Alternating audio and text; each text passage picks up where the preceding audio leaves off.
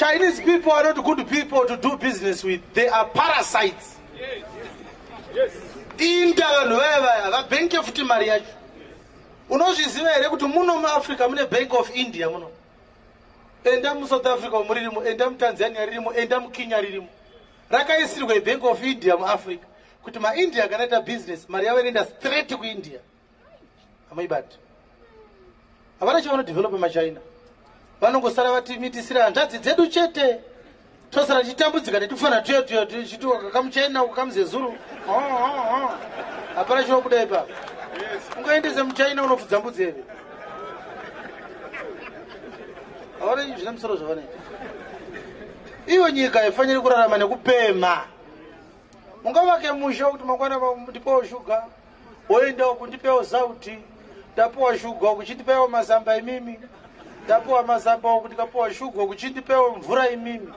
Wakavakire musha wati mvura hauna, mazamba hauna, mkaka hauna, shuga hauna, tipota hauna, kapa hauna.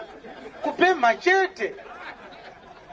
Wadi ungosiyana nazvo zvemusha zvakunetsa.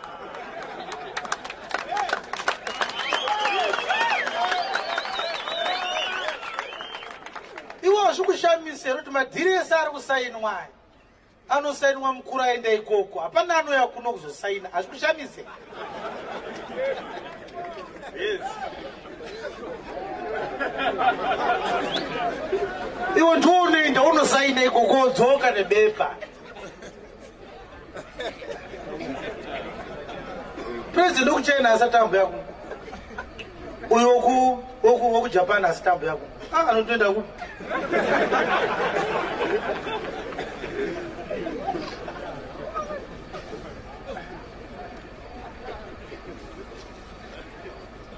It's time for what pamai mdako waka economy mune plan again. Hamuna plan. Maito tunda unokumbira. Kana yabuda mozova kazi.